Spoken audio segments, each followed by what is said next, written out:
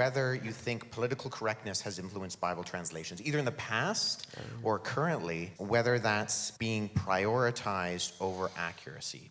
That is a genuine possibility, and I am willing to make specific critiques when I see them come across my desk. I do think that there are places, even in the NIV 2011, which I generally really love. I can think of especially one, where I think they back off of saying what the Hebrew literally says, because you just know that it's not going to fly well. The Hebrew literally says in Isaiah, this is going to make everybody feel uncomfortable, God's enemies will be as women. In other words, militarily weak or physically weak. That does not fly well in modern Western society. And the NIV translators backed off of what it literally says, and they said weak. They gave an interpretation rather, in this case, than a translation.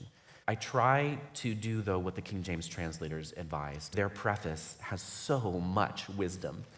And they said, judge a translation by its predominant character. A man might be considered handsome even if he has a wart on his hand.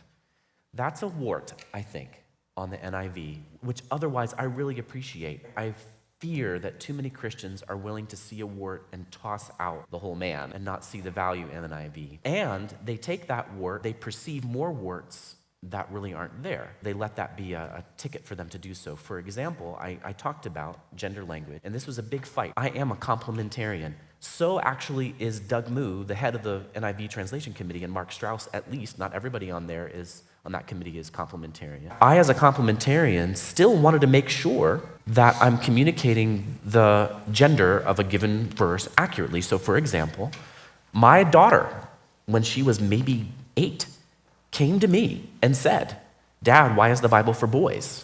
And I had actually very carefully avoided trying to guide her on this. I kind of wanted to know how my kids would receive it. Because when the Bible says something like, "Man shall not live by bread alone, but by every word that proceeds out of the mouth of God," if that's perceived as males shall not live by bread alone, if English has changed to such a degree that what was a generic reference in Jesus' intent and in the intent of the King James translators, in their English, it was generic. They knew this is representative of both sexes. But now my little daughter is hearing it as males. Whether you think that the radical feminists got to the controls of the English language for a few moments and, steered it the wrong way or not, my little daughter has no knowledge of that. She knows English as it's spoken now. And I don't want her to hear, "Blessed is the male who does not walk in the counsel of the wicked, nor stand in the path of sinners." I think that the Bible's truths, of course, are for men and women.